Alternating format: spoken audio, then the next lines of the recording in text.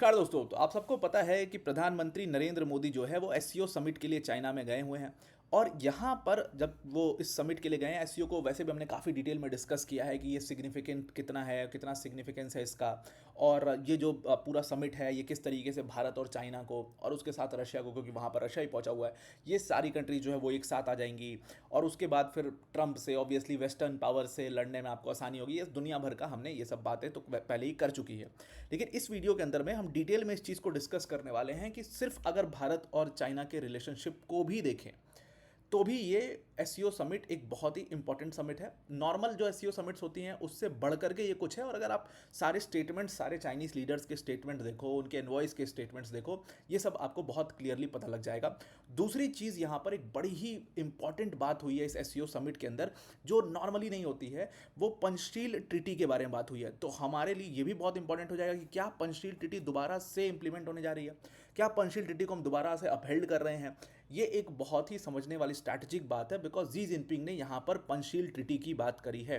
तो प्रधानमंत्री मोदी की जो ये विजिट है, ये दो काम करने वाली है जो समझने वाली बात है। एक तो एक बहुत बड़ा जियोपॉलिटिकल शिफ्ट तो ये दिखाई रही है। और दूसरा एक बड़ा ही इंपॉर्टेंट चीज़ यहाँ पर हो रहा है कि जो इंडिया और चाइना के अपने पर्सनल बायलैटरल रिलेशंस भी हैं, क्या वो इतना इंप्रूव हो जाएंगे कि आगे चल करके खराब ना हो। क्या पंचशील ट्रीटी, जिसको बहुत बड़ा स्ट्रैटेजिक ब्लंडर एक समय पर कहा गया, क्या वो वापस से स्थापित हो पाएगा। तो ये सब इस वीडियो के अंदर में समझने वाली बात है। डिटेल में इसको समझते हैं। तो इसमें हम ज़्यादा बात एससीओ समिट के ऊपर नहीं करेंगे, बल्कि उसके इंडिकेशंस के ऊपर करेंगे कि कैसे कैसे ये सारा स्टेज सेट हुआ है और क्या बातें वहाँ पर हुई हैं, उससे क्या निकल करके सामने आ रहा है, वो समझना हमारे लिए बहुत ज़्यादा इंपॉर्टेंट है। देखिए, ट्रंप टैरिफ के ऊपर ऑलरेडी काफ़ी बात हो चुकी है, ठीक है, उसको इतना इंपॉर्टेंस देने की ज़रूरत नहीं। ट्रंप टैरिफ है इंपॉर्टेंट, लेकिन वो यहाँ पर उसको थोड़ा सा साइड में रखते हैं। वो एक चीज़ है जिसकी वजह से काफ़ी जियो पॉलिटिकल शिफ्ट आपको दिखाई दे रहा है। It is not the only thing, it is one thing जिसकी वजह से जियो पॉलिटिकल शिफ्ट है, but it is not the only thing. तो उस चीज़ को दिमाग में रख के इस पूरी वीडियो को हम समझने की कोशिश करते हैं। अब वीडियो में आगे जाने से पहले एक बड़ी अनाउंसमेंट है अनअकैडमी टीम की तरफ से कि अगर आप यूपीएससी सीएससी 2026 और 27 की प्रिपरेशन कर रहे हैं, तो अनअकैडमी ने आपके लिए यहाँ पर अपना फाउंडेशन बैच लॉन्च कर दिया है। 19,999 में प्लस 12 मंथ्स का फ्री एक्सटेंशन भी आपको यहाँ पर प्रोवाइड किया जाएगा। अनअकैडमी सीएससी अश्योर प्रोग्राम जो है वो आपको 2 साल से ज़्यादा के लिए अगर आप ये सब्सक्रिप्शन खरीदते हैं तो वो आपको फ्री ऑफ कॉस्ट यहाँ पर मिल जाएगा। तो ध्यान में रखिएगा कि जो ऑफर है सिर्फ और सिर्फ 31 अगस्त तक है। उससे पहले इस ऑफर को आप ज़रूर से ज़रूर अवेल कर लीजिए। अनअकैडमी के टॉप फैकल्टी जैसे मृणाल सर, प्रतीक सर, सुदर्शन सर जैसे जो एजुकेटर्स हैं वो आपको इस बैचेस के अंदर पढ़ा रहे होंगे। तो इस बैच में क्वालिटी बहुत ज़बरदस्त होने वाली है। तो इस बैच को आप ज़रूर से ज़रूर ज्वाइन करिए। तो डिस्क्रिप्शन में इस बैच की लिंक है, उस लिंक पर क्लिक करके आप इस बैच को ज्वाइन कर सकते हैं। ध्यान में रखिएगा, आज इस ऑफर का लास्ट डेट है, उसके बाद ये ऑफर खत्म हो जाएगा। तो चलिए अब आते हैं अपने टॉपिक के ऊपर वापस।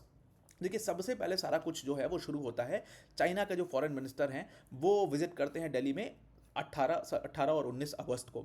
और ये जो विज़िट होती है, कहा जाता है कि ये एक बहुत ही इंपॉर्टेंट और बहुत ही सिग्निफिकेंट विजिट थी, बिकॉज इंडिया और चाइना के जो बायलेटरल टाइज इतने सालों से ख़राब हो गए थे, उसके बीच में ये एक बहुत रीस्थापना कह सकते हो आप, दोबारा से एक बायलेटरल टाइज को स्थापित करने की कोशिश दोनों कंट्रीज़ ने यहाँ पर बड़ी बखूबी की थी।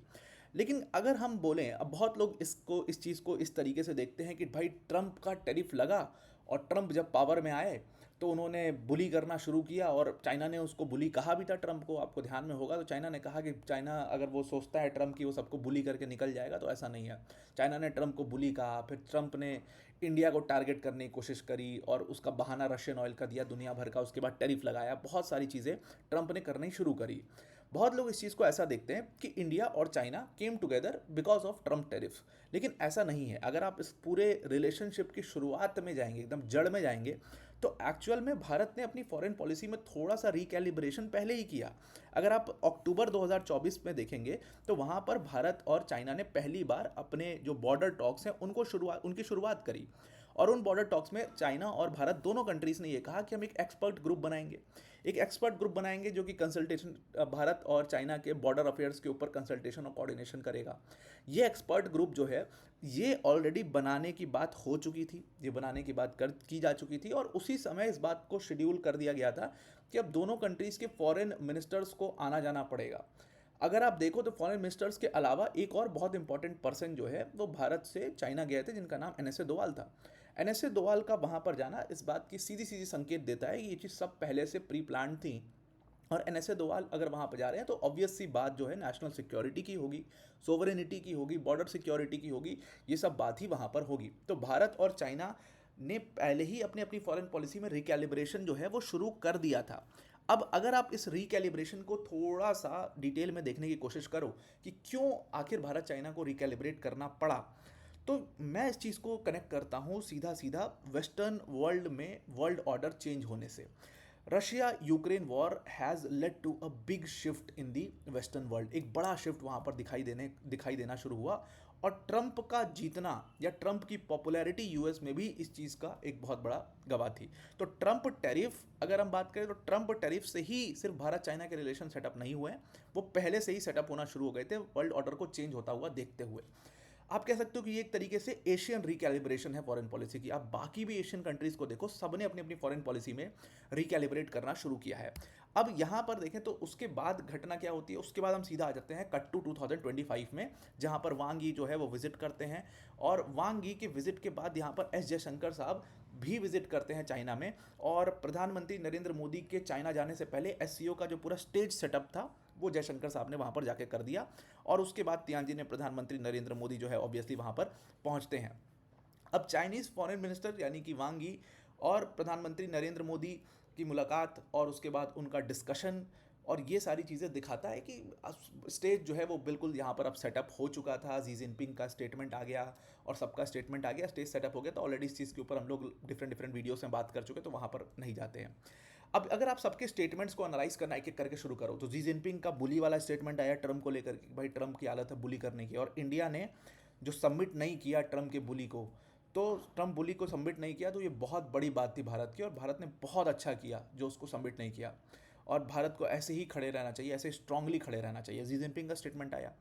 उसके बाद आप देखिए कि जो चाइना के एनवॉय थे, जो चाइना के इंडिया में एनवॉय हैं, जू फिहोंग, अगर मैं प्रोनाउंस राइट कर रहा हूँ तो जू फियोंग ने यहाँ पर एक बहुत इंपॉर्टेंट बात बोली। जू फियोंग ने प्रेस को बोलते हुए कहा कि जो प्रधानमंत्री नरेंद्र मोदी की विजिट है चाइना के अंदर एससीओ समिट के लिए, वो सिर्फ एससीओ के लिहाज से इंपॉर्टेंट नहीं है, वो पूरी कंट्री, वो पूरे वर्ल्ड ऑर्डर के लिहाज से बहुत ज़्यादा इंपॉर्टेंट है। वो बहुत ही ज़्यादा ग्रेट इंपॉर्टेंस रखता है, क्योंकि अब ये बायलेटरल टाइज की यहाँ पर बात आ चुकी है। भारत और चाइना को कहाँ पर साथ में काम करना है उसकी यहाँ पर बात आ चुकी है, और इसलिए ये विजिट बहुत इंपॉर्टेंट है। तो यानी कि एससीओ समिट से ऊपर उठ करके ये विजिट इंपॉर्टेंट है, जिसको हम बार बार पहले की वीडियोस में अपने कह रहे थे कि ये सिर्फ एससीओ की मीटिंग मत समझिए, इसको आप उससे बढ़ करके बहुत कुछ समझिए।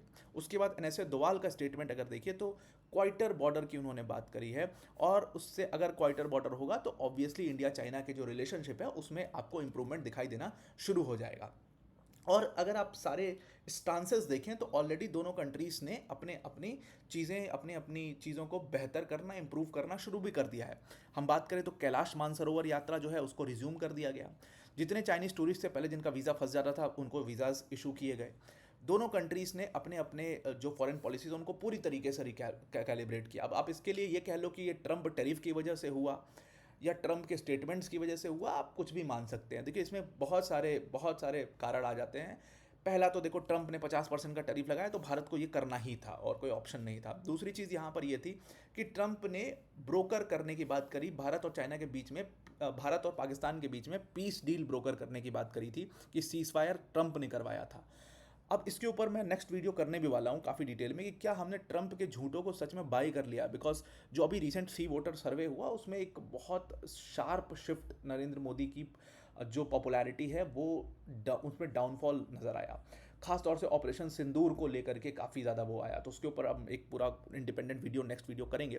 ऑल्दो ट्रंप ने यहाँ पर इसको कहा कि भाई हमने इंडिया पाकिस्तान को की जो टॉक्स है उसको ब्रोकर किया, जो सीज फायर था उसमें वो ब्रोकर किया। उसके बाद इन्होंने कहा कि इंडिया के जो 7 जेट थे, इसका भी स्टेटमेंट आया यूएस की तरफ से कि उसको पाकिस्तान ने गिरा दिया, हालांकि उसको प्रूफ नहीं कर पाए लोग। ये सारी चीज़ों ने एक स्टेज सेट करके दे दिया कि हाँ अब कोई ऑप्शन नहीं है, भारत और चाइना को साथ आना ही पड़ेगा। और ये बात लगभग सारे जियोपॉलिटिकल एक्सपर्ट्स, जो अपने जियोपॉलिटिकल एक्सपर्ट्स हैं, उनके वाले जियोपॉलिटिकल एक्सपर्ट्स को तो लगता है कि बहुत गलत हो रहा है। खैर अपने वाले जो जियोपॉलिटिकल एक्सपर्ट्स हैं उन्होंने कह दिया है कि रशिया की, चाइना की और इंडिया की अब एक दूसरे के लिए ज़रूरत ये बन चुकी है कि ये तीनों कंट्रीज़ को साथ आना ही पड़ेगा, क्योंकि ट्रंप का जिस तरीके से पूरा आपको रुख दिखाई दे रहा है वो बहुत ज़्यादा डिस्टर्बिंग है। तो ये तीनों कंट्रीज साथ आनी ही चाहिए। तो वो यहाँ पर ज़रूरत वाली बात दिख भी रही है। अब प्रधानमंत्री जब एससीओ पहुंचते हैं उसके बाद की अगर हम बात करें, वहाँ पर जो स्टेटमेंट्स दिए गए उसमें सीधा सीधा बात की गई, सबसे पहले तो ये बात की गई कि हम दोनों कंट्रीज एक दूसरे को राइवल्स की तरह देखते ही क्यों हैं, हमें तो एक दूसरे को पार्टनर्स की तरह देखनी चाहिए। चलिए, ये तो नॉर्मल बात हो गई। लेकिन जी जिनपिंग ने यहाँ पर बहुत इंपॉर्टेंटली पंचशील ट्रीटी को अपहेल्ड करने की बात कर दी। उन्होंने कहा कि पंचशील ट्रीटी को दोबारा से अपहेल्ड करना चाहिए। अब ये पंचशील ट्रीटी है क्या? देखिए, हुआ क्या था, भारत और चाइना जब दोनों इंडिपेंडेंट नेशंस बने तो तिब्बत को लेकर के एक झगड़ा था और चाइना जो है वो पूरा टेक ओवर करना चाहता था तिब्बत पर। उसको लेकर के 1954 में उस समय प्रधानमंत्री पंडित नेहरू थे, उन्होंने चाइना के साथ एक ट्रीटी साइन की जिसको हम पंचशील ट्रीटी कह देते हैं, लेकिन उसका ऑफिशियल नाम डिफरेंट है। तो पंचशील ट्रीटी साइन हुई, उसमें 5 प्रिंसिपल्स थे कि हम ये चीज़ें फॉलो करेंगे और ये सब है। लेकिन पंचशील ट्रीटी में हुआ क्या कि पंचशील ट्रीटी फेल हो गई पूरी तरीके से, क्योंकि जस्ट इसी के बाद चाइना का रुख आपको पता है, चाइना ने अटैक किया और तिब्बत को टेक ओवर किया। 62 में वॉर हुआ और उसके बाद पंचशील ट्रीटी को कैंसिल आउट कर दिया गया। अब ये पंचशील ट्रीटी बेसिकली 5 जो इंपॉर्टेंट पॉइंटर्स है, 5 इंपॉर्टेंट प्रिंसिपल्स है वो बोलती थी, यहाँ पर जो आपको दिखाई दे रहे हैं। और यही 5 बाद में यही प्रिंसिपल्स जो है वो इंटरनेशनल लॉ में भी फॉलो किए गए। अब इसमें ये साफ कहते हैं कि भाई हम एक दूसरे की टेरिटोरियल इंटीग्रिटी और सोवरेनिटी को म्यूचुअल रिस्पेक्ट देंगे, बॉर्डर इश्यूज़ नहीं करेंगे, इंडिपेंडेंस देंगे, वहाँ पर सोवरेनिटी की परवाह करेंगे, म्यूचुअल नॉन अग्रेशन होगा, यानी कि दोनों कंट्रीज एक दूसरे पर अटैक नहीं करेंगे, ना ही थ्रेटन करेंगे, ना ही अटैक करेंगे। तीसरी बात हुई कि नॉन इंटरफेरेंस होगा दोनों कंट्रीज़ का आपस के जो इंटरनल अफेयर्स हैं। जैसे हमारा कश्मीर का मामला है तो उसमें चाइना कोई स्टेटमेंट नहीं देगा। अगर पाकिस्तान को हम दौड़ा के पीट रहे हैं तो चाइना चुप रहेगा, चाइना बोलेगा ठीक है भाई आपकी अपनी है, करिए। जैसे हमने सिटीजनशिप अमेंडमेंट एक्ट अगर इशू किया है तो भाई ये हमारा अपना मामला है, हमारी डोमेस्टिक पॉलिटिक्स में चाइना कोई टांग नहीं अड़ाएगा। उसके बाद यहाँ पर म्यूचुअल बेनिफिट की बात होती है और उसके बाद पीसफुल कोएग्जिस्टेंस की बात होती है कि ऑल्दो आइडियोलॉजी डिफरेंट है दोनों कंट्रीज़ की, हम बहुत डेमोक्रेसी फॉलो करते हैं, चाइना में कम्युनिज्म है, लेकिन फिर भी दोनों कंट्रीज़ जो हैं वो पीसफुल कोएग्जिस्ट करेंगी। अब ये 5 पूरे प्रिंसिपल्स थे, लेकिन ये पूरी तरीके से फेल हो गए। और उस टाइम पर बहुत जियोपॉलिटिकल एनालिस्ट ने बोला था कि ये पंडित नेहरू का स्ट्रैटेजिक ब्लंडर है या इंटरनेशनल ब्लंडर है जो उन्होंने किया। वो ओवर यकीन करने लग गए चाइना पे और चाइना ने बैकस्टैप किया। इवन एस जयशंकर साहब का भी इस तरीके का कुछ स्टेटमेंट था। बहुत सारे लोगों ने, मतलब ऑलमोस्ट सब ने, हर पार्टी से, हर अपोजिशन ने इस बात तो कहा कि पंडित नेहरू से ये स्ट्रैटेजिक ब्लंडर हुआ उस समय पर। उनकी पार्टी के भी कई लोगों ने इस चीज़ पर हामी जताई थी। अब अगर पंचशील अग्रीमेंट को, पंचशील ट्रीटी को दोबारा से रीइंस्टेट करने की बात जी जिनपिंग कर रहे हैं तो इंडिया उसमें कितना इंटरेस्टेड होगा, I am not very sure about it. लेकिन पीएम मोदी का अगर स्टेटमेंट देखें तो उन्होंने यहाँ पर म्यूचुअल रिस्पेक्ट, म्यूचुअल इंटरेस्ट और म्यूचुअल सेंसिटिविटी की बात की है, जो कि one of the principles of Panchsheel बनी जाता है। तो हो भी सकता है कि पंचशील अपहेल्ड हो, लेकिन नाम सेम ना हो, नाम कुछ और हो जाए, क्योंकि अब तो साख की बात है, उसमें तो कर नहीं सकते।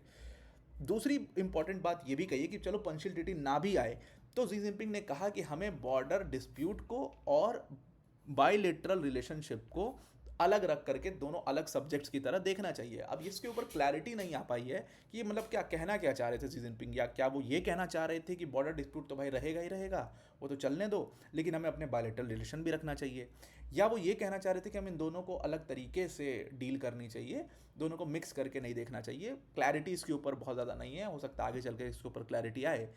लेकिन अगर ये दोनों कंट्रीज साथ में आ जाती है तो ये बात तो तय है कि लगभग 3 बिलियन लोग, जो वर्ल्ड की बिगेस्ट पॉपुलेशन है, ये साथ आ रहे हैं और 3 बिलियन लोग का इंटरेस्ट इन दोनों कंट्रीज़ के साथ जुड़ेगा और ये बहुत बड़ा जियोपॉलिटिकल शिफ्ट इस रिलेशनशिप में होगा। तो आई आपको ये पूरा आर्टिकल समझ में आ गया होगा। अब आपको अगर हमारी वीडियोस अच्छी लगती हैं तो उसको लाइक, शेयर और सब्सक्राइब ज़रूर से करिए और इस QR कोड को स्कैन करके आप वर्ल्ड अफेयर्स बाय अन अकेडमी के ऑफिशियल टेलीग्राम चैनल को ज़रूर से ज़रूर ज्वाइन करिए। आज के लिए इतना ही। Thank you and have a nice day.